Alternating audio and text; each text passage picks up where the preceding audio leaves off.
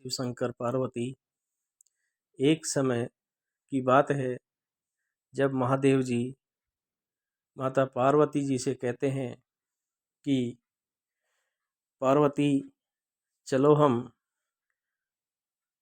पृथ्वी लोक में हमारे भक्तों के दर्शन करके आते हैं। स्वयं भगवान शिव महादेव जी एक साधु का रूप धारण करते हैं और माता पार्वती जी एक साध्वी का रूप धारण करके पृथ्वी लोक के लिए चल देते हैं। मार्ग में चलते चलते एक बड़ा धनवान और अत्यधिक संपत्ति वाला व्यक्ति मिलता है,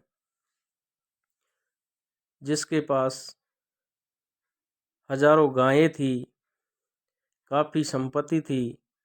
भगवान शिव और पार्वती जी साधु और साध्वी वेश में उस व्यक्ति के पास जाकर उससे कहते हैं कि हमें 100 ग्राम दूध दे दो, हमें ठाकुर जी को स्नान कराना है। वो व्यक्ति 100 ग्राम दूध के लिए मना कर देता है कि आगे बढ़ो, मेरे पास आपके लिए 100 ग्राम दूध नहीं है। भगवान शिव और पार्वती जी वहाँ से आगे मार्ग पर चल देते हैं। पार्वती जी ने कहा कि ये कितना दुष्ट निर्लज्ज है कि इसके पास इतना सब कुछ होते हुए भी इसने ठाकुर जी के स्नान के लिए 100 ग्राम दूध नहीं दिया। भगवान शिव मनी मन मुस्कुराते हैं और उस व्यक्ति को क्या वरदान देते हैं कि हे नारायण, हे प्रभु, इसकी संपत्ति को और 100 गुनी बढ़ा दो। और मार्ग पे आगे चल देते हैं। माता पार्वती को इनका ये वरदान थोड़ा अटपटा लगा। उनको ये समझ नहीं आया कि भोलेनाथ इस प्रकार का वरदान इस व्यक्ति को क्यों दे रहे हैं।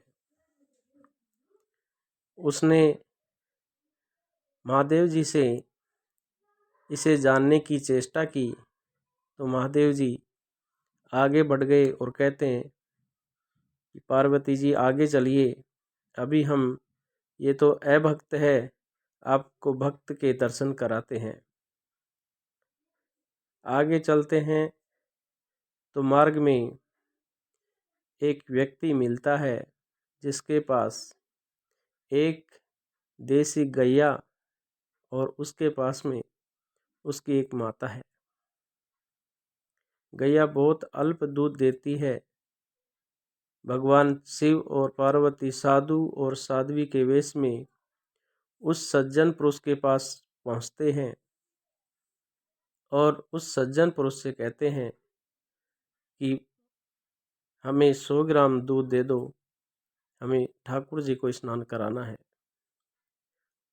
वह व्यक्ति बिना किसी विलंब किए, क्षण भर का भी विलंब नहीं करता है और ठाकुर जी को वो दूध ला करके सौंप देता है। ठाकुर जी बड़े प्रसन्न, भगवान शिव बड़े प्रसन्न होते हैं और आगे बढ़ते हैं और पार्वती जी से कहते हैं कि ये हमारे भक्त हैं और वो जो पहले मिला वो अभक्त है। इस भक्त को ठाकुर जी अर्थात भोलेनाथ जी क्या वरदान देते हैं, उसके लिए वो कहते हैं कि इसकी गैया और इसकी मैया दोनों को ले लो। प्रभु से ये प्रार्थना करते हैं, अर्थात ये भगवान इसकी गैया और मैया दोनों को आप उठा लो। माता पार्वती जी विस्मय बोध ये विचार करती है कि भोलेनाथ ने इस भक्त को, जिसने एक बार मांगने पर ही दूध उपलब्ध करवा दिया, इसको इन्होंने ये वरदान दिया और भगवान से प्रार्थना की कि इसकी गैया और मैया दोनों को उठा लो। माता पार्वती की उत्सुकता बढ़ती गई और उन्होंने भगवान शिव जी को रास्ते में रोककर कहा, हे प्रभु, आपके दोनों वरदानों का मेरे को आश्चर्य समझ में नहीं आता, कृपया करके इन्हें विस्तार से मुझे बताइए। तो भगवान शिव कहते हैं कि मैंने पहले उस दुष्ट और दुर्जन व्यक्ति को यह आशीर्वाद दिया कि इसकी संपत्ति को भगवान 100 गुणी कर दो। वो इसलिए कि इसका इतनी कम संपत्ति में ही इसकी संपत्ति के प्रति इतना मोह है, तो जब 100 गुना संपत्ति हो जाएगी तो इसका मोह और बढ़ जाएगा और ये और गलत काम और गलत मार्ग पे चलेगा, जिसके कारण ये भगवान भक्ति से दूर होता चला जाएगा तथा ये अपने नरक के मार्ग को प्राप्त होगा।